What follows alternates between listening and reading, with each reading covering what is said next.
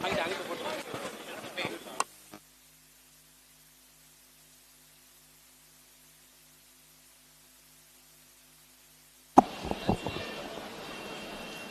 அண்ணன் சீமான் உள்ளிட்ட என் தாய் தமிழ் உறவுகள் அனைவருக்கும் என்னுடைய வணக்கத்தை தெரிவித்துக் கொள்கிறேன்.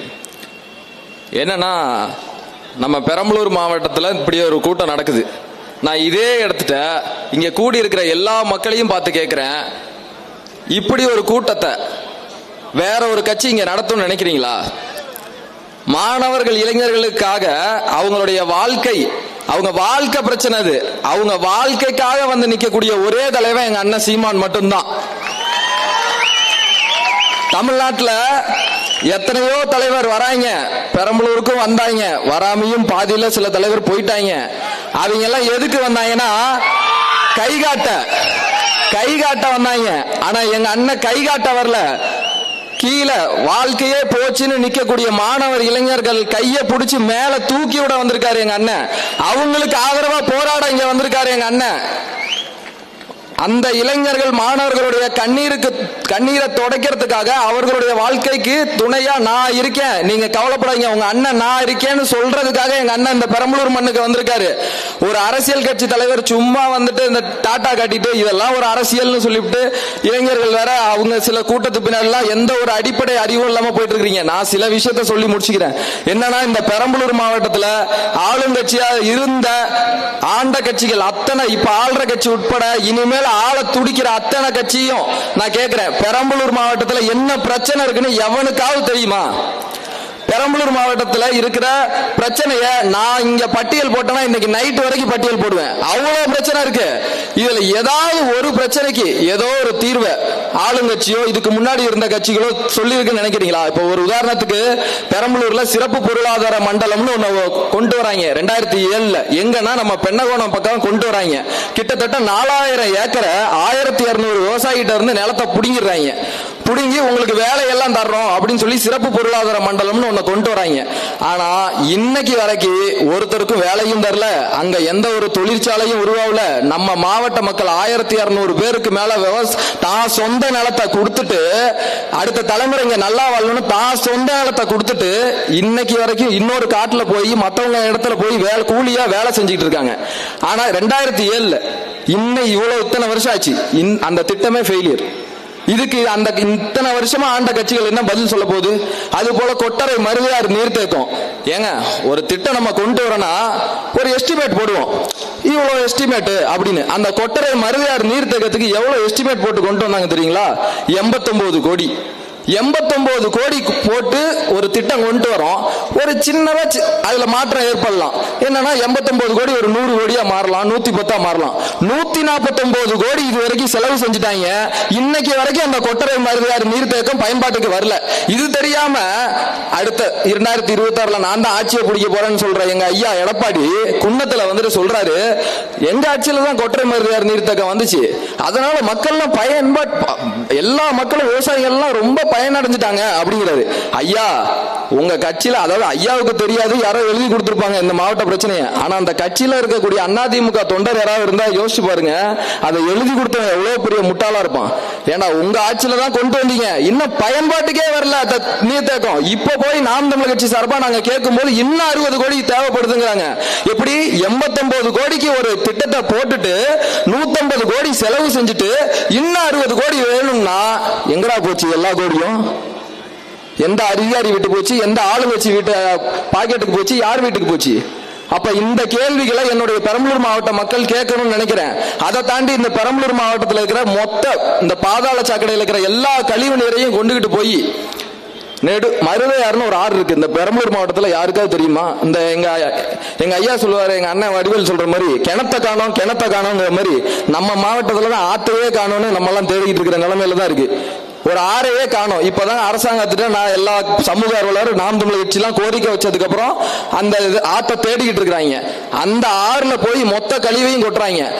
இந்த பிரச்சனைக்கு இவ்வளவு மக்கள் இருக்கிறீங்க, யாராவது சொல்லுங்க எத்தனை கட்சி போராடிச்சு? பெரம்பலூர் மாவட்டத்தில் நடக்கிற சின்ன பிரச்சனையில இருந்து எல்லா பெரிய பிரச்சனைக்கும் போராடின ஒரே கட்சி நாம் தமிழர் கட்சி மட்டும்தான். வேற எந்த கட்சியும் போராடல. எல்லா பிரச்சனையும் முதல்ல என்ன பிரச்சனையே எனக்கு தெரியாது. நான் அதனாலதான் இந்த இடத்துல இதுல வேற சிப்காட் கொண்டு வரையலாம். இருக்கிற ஏற்கனவே புடுங்கினதையே வேலை வாய்ப்பை கொடுக்கல, இதுல 20 சிப்காட் கொண்டு வராங்க. அதுதான் வந்து மக்கள் கூட அண்ணங்கிட்ட மனுவா கொடுத்தாங்க. இப்படி பெரம்பலூர் மாவட்டத்தில் 1000 பிரச்சனை இருக்கு. இதுல இந்த அரியலூர் ரோடு ஒரு ஹைவேன்னு சொல்றாங்க. அதெல்லாம் அது மனுஷன் போக முடியுமா? அதிகாரிகள் அரசியல் எல்லாம் கார்ல போறதுனால அவங்களுக்கு தெரியல. உயிரை கையில பிடிச்சிட்டு போன இந்த கூட்டத்தில் இருக்கிற இந்த பாக்குற எல்லா மக்களுக்கும் சொல்றேன், இந்த வழியில 2 வீலர்ல போன எத்தனை பேர் உயிரை கையில பிடிச்சிட்டு போனீங்கன்னு உங்க எல்லாருக்கும் தெரியும். இப்படி ஏகப்பட்ட பிரச்சனை இந்த மாவட்டத்தில் இருக்கு. இதை தாண்டி இன்னொரு கேள்வியை கேட்கிறேன் ஆளும் திமுகவுக்கு. நீங்க கடைசியா 10 வருஷத்துக்கு அதிமுக ஆட்சிக்கு முன்னாடி நீங்க ஆண்டீங்க. ஒதியத்துல மருத்துவக் கல்லூரி வந்துச்சா இல்லையா? அந்த மருத்துவக் கல்லூரி என்னாச்சு தெரியுங்களா? ஐயா தனலட்சுமி ஸ்ரீனிவாசன் ஒரு ஐயா இருக்காரு. ஒரே மாவட்டத்துல 2 மருத்துவக் கல்லூரி, ஒண்ணு இல்ல ஐயா 2 வச்சீங்க அப்படின்னு சொல்லி கொடுத்துட்டாங்க. அதனால அரசு மருத்துவக் கல்லூரி வந்தா அவருடைய பொழப்புல மண்ணள்ளி போட்டுருவாங்க. அதனால அந்த மருத்துவக் கல்லூரியை இன்னைக்கு வரைக்கும் திமுக அரசு கொண்டு வரல. இதை திமுக காரங்க யாராவது மறுக்க முடியுமா? இப்படி பெரம்பலூர் மாவட்டத்தில் 1000 பிரச்சனை இருக்குங்க. இதுவரைக்கும் இதுக்கு முன்னாடியும் நாம் தமிழ் கட்சி மட்டும் தான் போராடி இருக்கு, இனிமேலும் நாம் தமிழ் கட்சி மட்டும்தான் போராடும். இந்த இடத்துல நான் தெளிவா சொல்றேன், பிரபா எங்களுக்கு வெற்றி தோல்வி, நீ வாக்கு போடு போடாம போ. நாங்க கட்சி ஆரம்பிக்கும் போது 2009ல இன்னைக்கு எல்லாம் கட்சி ஆரம்பிக்கிறவங்க வந்து நான் முதலமைச்சர் ஆகணும்ன்ற கனவுல கட்சி ஆரம்பிக்கிறான். எங்க அண்ணன் கட்சி ஆரம்பிக்கும் போது நம்ம முதலமைச்சர் ஆகணும் அப்படின்னு கட்சி ஆரம்பிக்கல. இனம் செத்து போச்சு. இனம் செத்து போனப்ப என் மக்களுடைய கண்ணீரை துடைக்கிறதுக்கு நம்மளே ஒரு இயக்கமாக 2009ல இயக்கமாகி 2010ல கட்சியா மாறின கட்சி நாம் தமிழர் கட்சி. நாங்க முதலமைச்சர் கனவு போட்டு திட்டம் போட்டு வரல. அதுதான் தலைவன். அதாவது நீ வாக்கு செலுத்தாம போ, ஆனா கடைசி வரைக்கும் பிரபாகரனோட பிள்ளைங்க, சீமானோட தம்பிங்க இந்த மக்களுக்கான களத்துல நிற்போம். அதே மாதிரி இந்த இடத்துல நான் சவால் விட்டு போறேன். 25 வயசு எனக்கு. இந்த ஒரு மாவட்டத்தை வழிநடத்துற என் கட்சியை வழிநடத்துற பொறுப்பு எங்க அண்ணன் என்கிட்ட கொடுத்திருக்காங்க. நான் இந்த இடத்துல சவால் விடுறேன். ஆளுங்கட்சி எதிர்கட்சி அத்தனை கட்சி மாவட்ட செயலாளருக்கு சவால் விடுறேன். ஒரே மேடை, நீங்களும் ஏறுங்க, நானும் ஏறுறேன். பெரம்பலூர் மாவட்ட பிரச்சனைனாலும் பேசுவோம், இல்ல தமிழ் தேசியமா திராவிடமா இந்தியமானும் பேசுவோம், இல்ல நாம் தமிழரா திமுகவா இல்ல தாவேகாவா இல்ல அதிமுகவா எதுனாலும் பேசுவோம். நான் தோத்துட்டா உன் கட்சியில வந்து சேர்ந்துடுறேன். ஆனா நீ தோத்தினா என் கட்சியில வந்து சேரலாம் வேணாம், உன் கட்சியை விட்டு விளையிடணும். இந்த சவாலை இந்த பெரம்பலூர் மாவட்டத்தில் இருக்கிற இந்த பெரம்பலூர் மாவட்டத்திலேயே எல்லா சமூக நீதியும் பேசிட்டு நடந்து வரும்போது அவரு காலில் எல்லாரும் விழுவணும்னு நினைக்கிறேன். எங்க அண்ணன் ஆராசா உட்பட நீலகிரிக்கு ஜம்ப் அடிக்கிறார்ல, எங்க அண்ணன் ஆராசா உட்பட போக்குவரத்து துறைன்னு சொல்லிட்டு பல ஊழல் பண்ணிட்டு இருக்கிற எங்க ஐயா சிவசங்கர் உட்பட அத்தனை பேருக்கும் நான் இந்த சவால் விடுறேன். எந்த கட்சி மாவட்ட செயலாளர் தயார்னு சொல்லு, உன் மேடையில நான் ஏற தயார். இல்ல நான் மேடை போடுறேன், நீ ஏறு, பஞ்சாயத்தை முடிச்சிருவோம். அதே போல தமிழ்நாட்டில் இருக்கிற அத்தனை பேருக்கும் ஒண்ணு சொல்லிக்கிறேன், யாரு அறிவுள்ளவன் தான் முதலமைச்சர் ஆகணும் அப்படிங்கறதுல தெளிவா இருங்க. சில பேர் சொல்றாங்க இவரு நல்லவர் அவரு நல்லவர். முதல்ல நல்லவன் முதலமைச்சர் ஆகக்கூடாதுங்க, நல்லவனாவும் இருக்கணும் அறிவுள்ளவனாவும் இருக்கணும். ஏன்னா நல்லவனுக்கு திருட வேணான்ற எண்ணம் இருக்கும், ஆனா அறிவுள்ளவனுக்கு தான் திருடுறவனையும் எப்படி தடுக்கணும்னு தெரியும். அப்ப நல்லவனாவும் இருக்கணும், அறிவுள்ளவனாவும் இருக்கணும், துணிச்சல்காரனாவும் இருக்கணும். அப்படி பார்த்தா இன்னைக்கு தமிழ்நாட்டில் ஒரே ஒரு மகன் தான் இந்த 3 தகுதியில் உள்ள எங்க அண்ணன் சீமான் மட்டும்தான்.